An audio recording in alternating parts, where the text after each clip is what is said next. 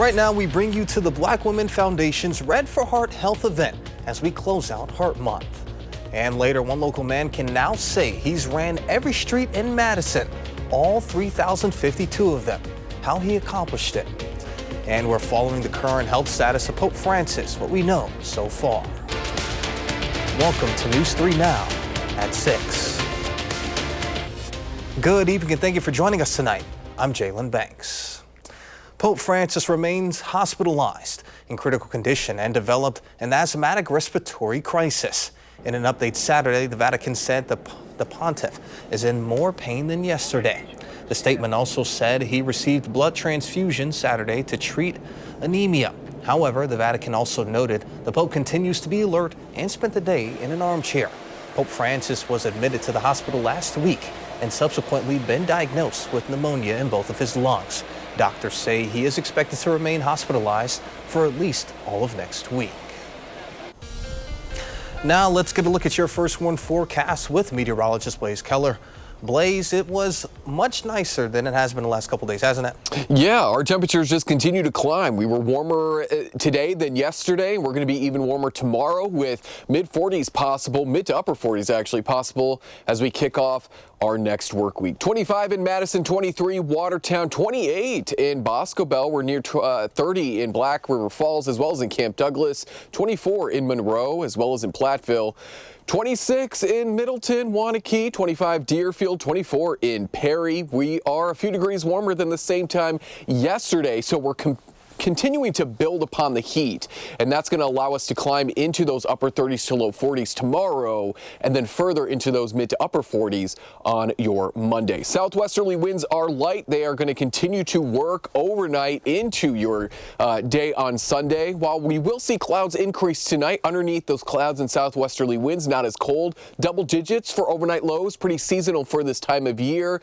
Again, we're climbing into the 30s tomorrow, and then further into those mid-40s on Monday. We're going to track out how long the heat sticks around for and a couple snow, rain chances in the full forecast. All right, sounds good, Blaze. We'll see you in just a bit. A Fitchburg man is arrested after Monona police say he drove drunk and led officers on a pursuit. Police say just after 2 a.m., a vehicle was traveling 100 miles per hour near West Broadway and Fayette Road. After an officer attempted a traffic stop, the driver reportedly lost control of their vehicle and collided into several parked cars. The 24-year-old man was arrested for operating a vehicle while impaired, second-degree reckless endangering safety, eluding and operating after revocation. 2 people are arrested after Monona police say they engaged officers in a vehicle pursuit. Officers say the vehicle was speeding along Highway 12 and did not stop for authorities. Police deployed a tire deflation device, successfully deflating the driver's tires. Both were taken into custody. 32-year-old Donald L. Jackson of Madison was arrested for felony eluding and bail jumping, along with multiple other felony charges. A 22-year-old Madison woman was arrested for felony eluding. And Portage police are asking for assistance in search for a 59-year-old missing man who was last seen Friday afternoon. Portage police say Scott William Salzman was last seen wearing a black and green jacket, a light-colored shirt, black Adidas sweatpants, and white tennis shoes. Police say Portage officers responded to a welfare check request on Salzman's apartment at 215 West Mullet Street, and he allegedly told officers he was throwing his property away and would be walking to their office. This call was placed around 1 p.m. Salzman was reportedly last seen around 1:50 p.m. leaving from his building on foot, according to police. He is listed at 5'9", 133 pounds, blue eyes, and blonde hair. A hybrid golf entertainment venue in DeForest filed for Chapter 11 bankruptcy. Penn Seekers filed a Western District Court of Wisconsin on Tuesday. The venue said the Facebook post it will remain open and have secured short funding, and they will be able to fully finance its operations temporarily. Penn Seekers said it will be able to pay approximately 75 employees all of their wages, salaries, and benefits. The month of February is known for having a bunch of celebrations like Valentine's Day and Black History Month. February is also when organizations fight for heart health. Today, the Black Women Wellness Foundation hosted their Red for Heart Health event. Our Tenasia Shaw is at the Goodman Community Center with more.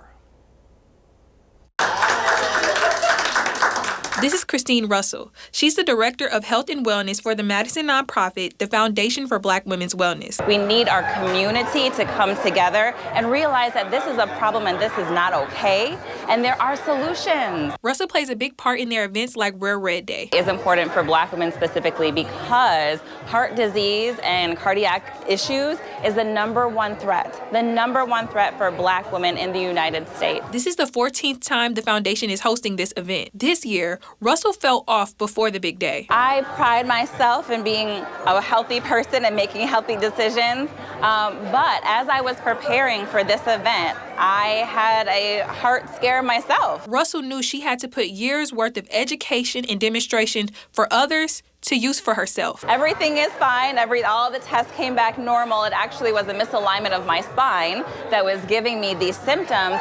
But if I never made the call, if I never got it checked out, who knows where I would be? I'm not just going to sit down and say, well, it's normal to feel dizzy. It's normal to get headaches all the time. It's not. It's not.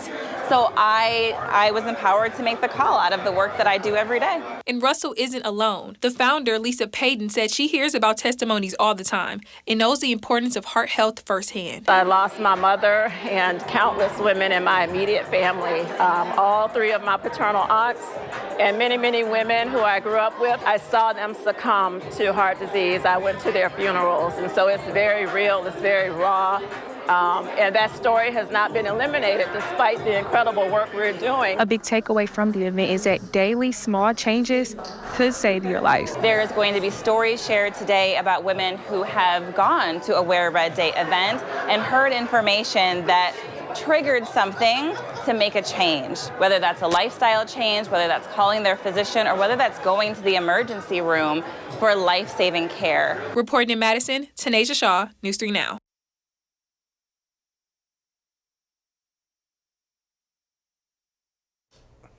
Tanasia, thank you. More than 100 people attended today's event. The foundation hosts several health-based events throughout the year.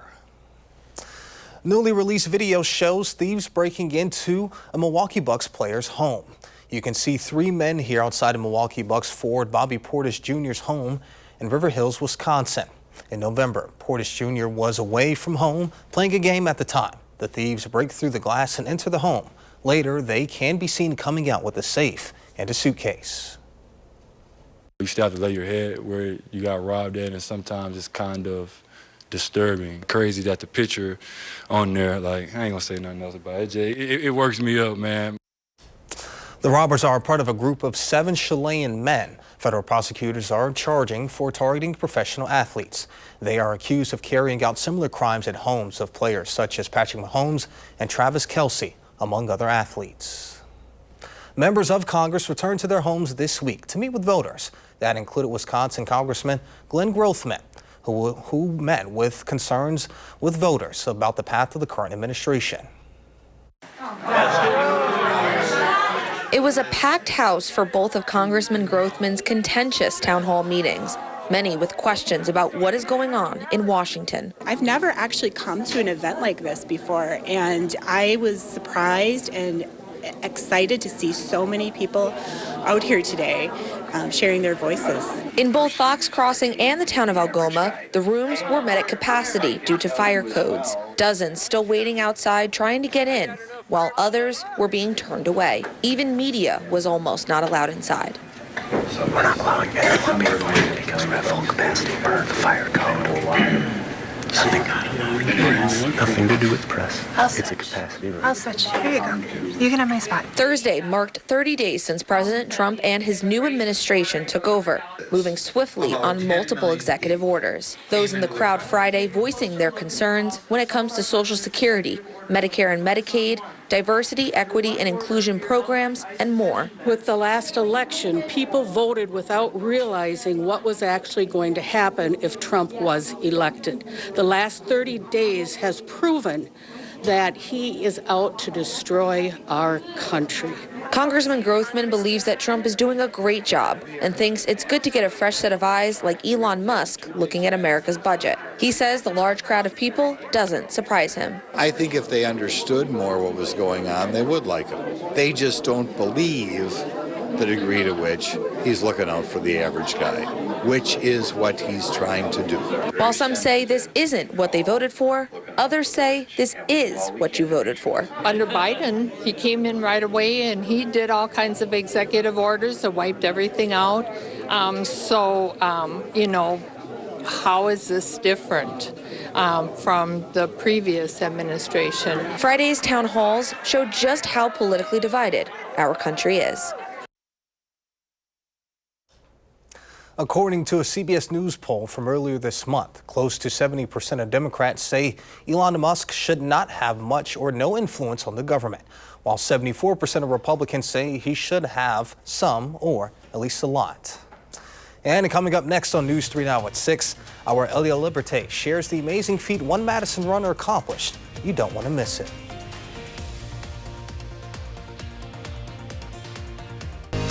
You're watching News 3 Now at 6. Thank you for staying with us. Now, have you ever wondered what it would look like to run in every Madison street? Well, don't worry. You don't have to do it. David Markle already did. Our Elia Liberté has the story. David Markle takes life one step at a time. I've been a runner my entire life. He's run the Boston, Chicago, and Madison marathons. But his most recent achievement, Madison's 3,052 streets. Up and down every single street, cul-de-sac, dead end. It's been an adventure. He started the adventure about 2 years ago, tracking his progress on city strides. According to the site, those 3,000 streets count as completing Madison. This has given me a way to explore the city, get to know the city even more. And to do that, he plans out his routes. I make little maps up sometimes in the winter because when you go run 12, 14 miles at a crack and it's 2 degrees outside, you have to conserve your battery as much as you can. And more than just an impressive feat, David says the challenge has allowed him to see not just the city, but the people behind it. It gives me a respect for like city workers and plow drivers because you actually don't realize how many streets they have to go up and down, up and down. And also like EMS and fire, like being able to navigate through areas. He's also already completed other cities like Lake Mills, Stoughton, and Cottage Grove.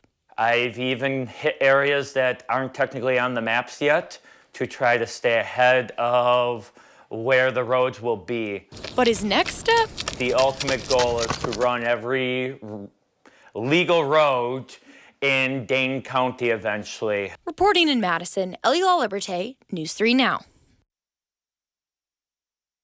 Ellie, thank you. And David, keep on running, man. A full check of your First One forecast is coming up after the break. Let's get a look at your First One forecast with the meteorologist Blaze Keller. Blaze. And we are beginning to enter what is likely going to be a week-long warm-up. We're going to be in the 40s starting tomorrow, or at least most of us could be in the 40s tomorrow for sure on Monday, and that warmth could last all the way through at least Friday of next week. There's going to be a few chances for a light wintry mix here and there, but because our temperatures are going to be so warm, both snow accumulation, snow on the ground is going to be minimal, and the rain chances aren't going to be too great either because these systems are coming out of the northwest, so they don't have a whole lot of moisture with them. As we go throughout your Sunday, clouds are going to be chipping away from west to east. Temperatures are still going to be warm because we're going to have southwesterly winds.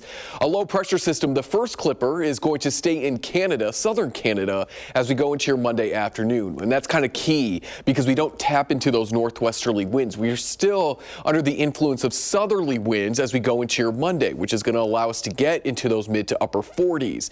Overnight into early Tuesday, that's when we could see our first light rain snow mix, looking at southwestern and southern Wisconsin, northern Illinois for the best chance for that light rain. And that's the first of two systems that we could see. The second is looking a little bit more widespread, and that's going to arrive Wednesday and then wrap up and exit by Thursday. So maybe into the morning hours, we see that light wintry mix as the system moves in. Could be dealing with those scattered showers throughout the day, especially further to the east. We dry out just slightly before the system begins to exit as we go into Thursday. But what you're seeing on there is a lack of snow, the blue or the green even indicating rain.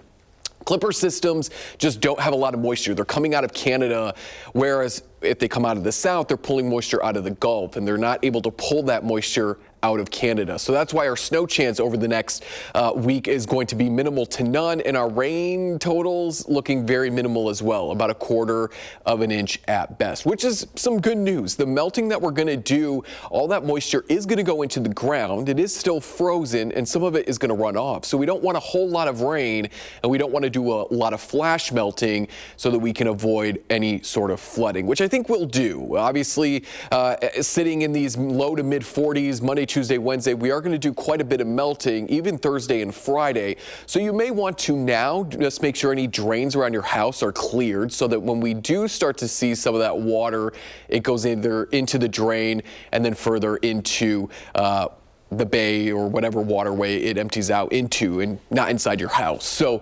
now, tomorrow would be a good time just to clear any drains. The National Weather Service has warned of maybe some ice jams in some area rivers, some creeks.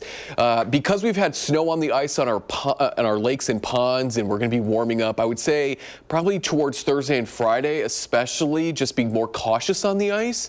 But I think we have a decent ice on the lakes that I don't foresee any real, stay off the lake type messaging, but just always use caution. Wednesday and Thursday, as I said, that looks to be the best chance for a wintry mix, and then maybe into the middle of that following work week, but that's way in the future. We'll focus on these 40s, the nice warm temperatures for now. Night and day compared to what we saw earlier this week. I mean, a week ago was that snowstorm. Yeah. And it was super cold. It was. So definitely looking forward to these 40s. Thank you, Blaze. As am I. Still ahead, coming up in sports, Wisconsin men's basketball led by as much as 17 points in the first half. But could they withstand Oregon's second half comeback? Andrew has that answer next in sports.